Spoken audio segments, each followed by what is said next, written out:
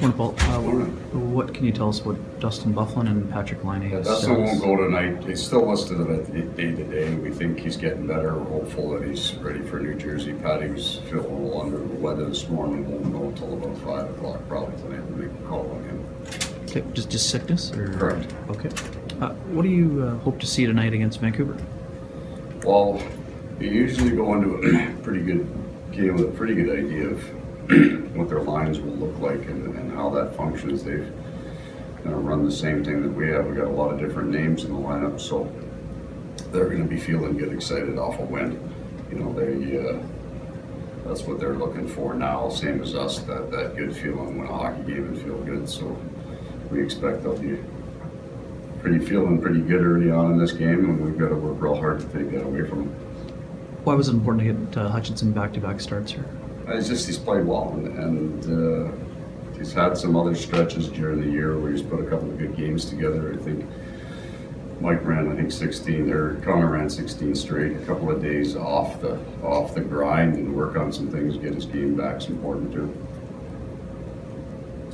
Paul, you lead the league in allowing and taking short-handed chances in games, and you're near the top, and near the top in the third period as well. Yeah.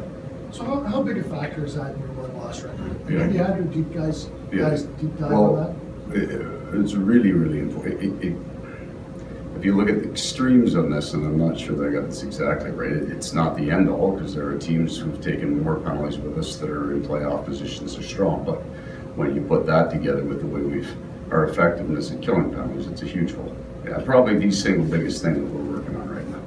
So that's the big question is that this isn't the first year right. that you've been in this situation. Right. How do you is it a culture thing? Like what have you've been scratching your head? No, I think it's changed. It's drastically changed. So we hacked and whacked 2 years ago and slashed and cross-checked and elbowed and ground our way through every game and go to and yet had 99 points, because at one point in that, when all our back end got hurt and we were still taking a lot of penalties, our penalty kill was real good. We were closing in on 5th, I believe, in the National Hockey League for that.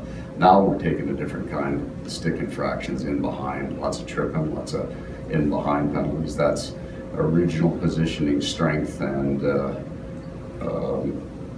those are the kind of calls that we're working real hard at getting away. So we would take the last game as an example of acceptability. We've got 3 penalties against, 1's in the stands, 2 are roughing interference. I don't mind the ones that I can argue. The tripping penalties, whether you like them or not, whether there's a gray area in the National Hockey League that you don't get to argue, because they're going to miss some calls, and that happens going both ways.